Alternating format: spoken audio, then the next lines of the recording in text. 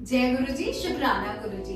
संगत जी, आज हम दिव्य आभा बुक की 115 पेज नंबर पे हैं। ये जो सत्संग है, इस सत्संग में भी जैसे लास्ट टाइम भी हमारा जो अध्याय था उसमें उन्होंने संगत ने अपना नाम नहीं दिया है, तो सेम इस जो हमारी ये जो सत्संग है उसमें भी उन्होंने अपना नाम नहीं दिया है। तो हम स्टार्ट करते हैं। नव आकाश पर प्रज्वलित सूर्य। अपने गुरु की महानता का वर्णन करने की मुझ में सामर्थ्य नहीं है, क्योंकि मात्र शब्द उनकी अद्वितीय दिव्यता के लिए अपर्याप्त हैं। तथापि उनकी आज्ञा से आदर और प्रेम से भरे कुछ शब्दों में उन्होंने अपनी कृपा से हमें कैसे धन्य कराया, यह अनुभव मैं आपके साथ बांट रही हूँ। जीवन के अस्तित्व का मार्ग मोक्ष प्राप्ति की कामना के समान है। जो अपने जीवन की बागडोर अपने गुरु को समर्पित कर देते हैं, उनके लिए यह सरल हो जाता है। वास्तव में हम मार्गदर्शक ना होकर केवल अनुयायी हैं। मेरा जन्म एक जट सिख परिवार में हुआ था। मेरे परिवार में आनंद, सुख, समृद्धि, शिक्षा और अनुशासन किसी का अभाव नहीं था।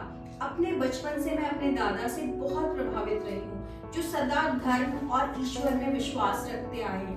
शनै शनै एक गुरु की महिमा का प्राप्त करने का विचार मेरे मन में बस गया। मेरा विवाह भी एक जट सिख परिवार में हुआ था। मेरे पति 3 कन्याओं के बाल परिवार में आए थे। इस कारण उन्हें अत्यधिक स्नेह प्राप्त हुआ था और उनकी आदतें बिगड़ चुकी थी। उनकी सब मांगें पूरी कर दी जाती थी। मद्यपान उनकी सबसे बड़ी समस्या थी, जिसके कारण वो परिवार की उपेक्षा करते रहते थे और स्वयं कोई उत्तरदायित्व उठाने को तैयार नहीं थे। हर लड़की का स्वप्न सुखी दाम्पत्य जीवन होता है और मैं कोई अपवाद नहीं थी। पर जब एक परिवार की पालक ही नशे में डूबा रहे, किसी के वश में कुछ नहीं रहता। रोज की छोटी मोटी समस्याएं भी अजेय सी लगती हैं। कंधों पर परिवार का बोझ और मेरी दुखी अवस्था ने शीघ्र ही मेरा जीवन नरक बना दिया था। उन्हीं दिनों मेरे दादा घर आए। मेरे अंदर ठहरा हुआ दुखों का बांध मानो टूट गया और उन्हें विश्वास हो गया कि मेरी सहायता होनी चाहिए। मैंने भीगी आंखों से उन्हें बताया कि मुझे पूर्ण गुरु की आवश्यकता है। हम अपने नश्वर शरीर और मन के लगातार प्रयत्नों से भी गुरु के पास नहीं पहुंच सकते, और जब तक हम उनके निर्देशित मार्ग पर चलने को तत्पर नहीं हैं। ऐसी अवस्था आने पर गुरु स्वयं हमें अपने समीप बुलाने का सहज मार्ग निकाल लेते हैं। थोड़े समय के बाद ही मेरी माँ मुझे गुरुजी के पास ले गई। गुरुजी के यहाँ पहुँचते ही मुझे गुलाब पुष्पों की सुगंध आई। उन्हें देखकर मेरी आंखों में पानी भर गया। अगले कुछ घंटों जब तक कि मैं वहाँ पर बैठी रही, मेरी आंखों से निरंतर अश्रु प्रवाहित होते रहे। उस पहले दर्शन के बाद जब भी मेरी गुरुजी से भेंट होती थी, तो मैं अपनी भावनाओं पर नियंत्रण नहीं रख पाती थी। हर दर्शन के समय मुझे शांति की प्राप्ति होती थी, पर क्यों, यह मेरी तुच्छ बुद्धि की समझ में कभी नहीं आया। संभवतः मेरे आंसू मेरी अंतरात्मा को स्वच्छ कर रहे थे। इसी बीच मेरे पति ने और अधिक मद्यपान करना प्रारंभ कर दिया। वह अपने उत्तरदायित्व को पूरी तरीके से भूलकर जैसे पैसे जल की भांति बहाने लगे।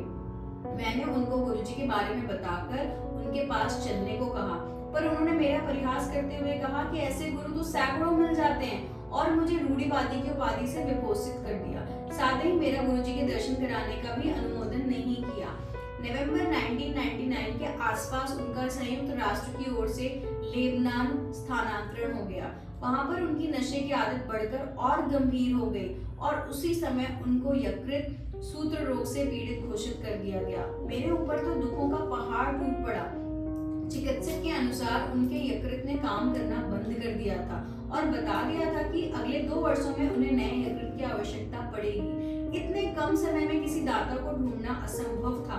ऐसा दानी मिलने पर उसका व्यय अत्यधिक होता और शल्य चिकित्सा के परिणाम सफल होने की भी संभावना अति कम थी।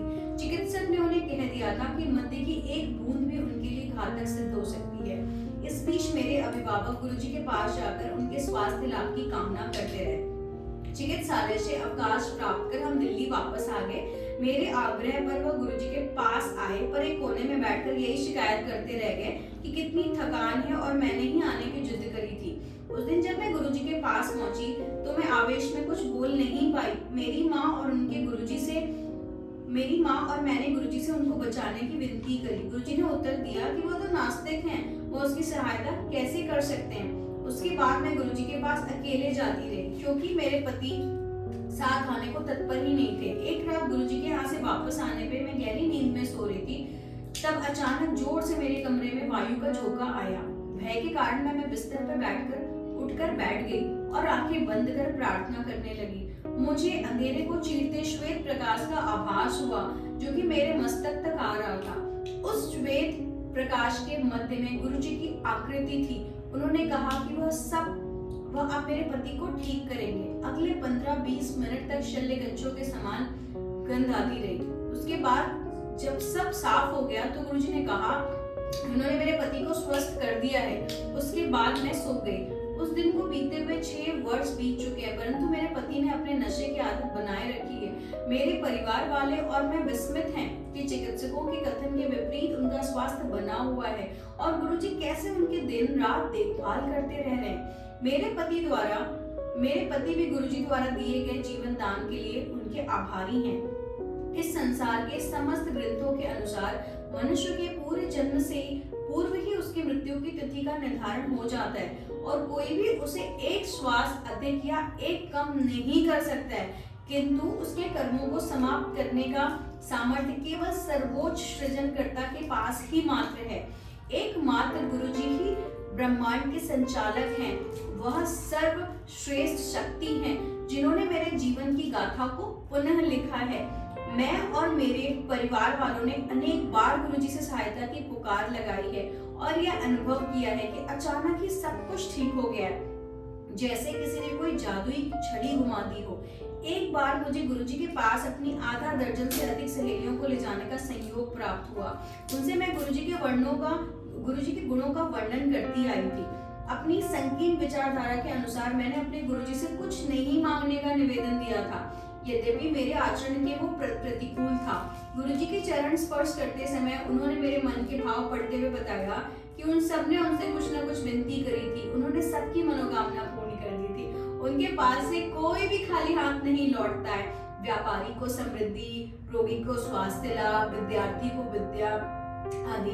कुछ को उनके आशीष का आभास हो जाता है, शेष अनभिज्ञ रहते हैं। उनके स्नेह की कोई सीमा नहीं है। आस्तिक या नास्तिक सबको उनकी दया प्राप्त होती है। उनकी कोई मांग नहीं है, वह कोई आश्वासन नहीं लेते, पर उनकी दिव्य अभिभूति धीरे धीरे आपको परिवर्तित कर देती है। प्रतिदिन याचक अपने दुख लेकर उनके दर्शन के लिए आते हैं और उनकी कृपा उन पर मेघों से ढके हुए नम आकाश को चीर कर चमकते हुए सूर्य की भांति बरसती है। तो संगत जी, मतलब ऐसा हमने अक्सर सुना है कि जैसे अभी गुरुजी ने सत्संग में भी सुनाया कि वो बंदा तो नास्तिक है, तो गुरुजी कितने दयालु है ना संगत जी, कि जिस बंदे ने जो भी संगत की हस्बैंड थे वो गुरुजी को नहीं भी मानते थे, फिर भी हमारे गुरुजी कितने दयालु हैं कि उन्होंने लास्ट स्टेज पे उनको एक सही समय आने पे पूरी तरीके से उनको स्वस्थ घोषित कर दिया। तो संगत जी, मतलब अगर हम किसी का, हमारे गुरुजी ऐसे है ना कि अगर हम उनका कोई अनादर भी कर रहा होता है, देन ऑल्सो वो अपने भक्तों से इतना प्यार करते हैं कि चूंकि आंटी उनसे बहुत ज्यादा कनेक्टेड थी, तो गुरुजी ने ऐसे नास्तिक इंसान को भी पूरी तरीके से स्वस्थ कर दिया।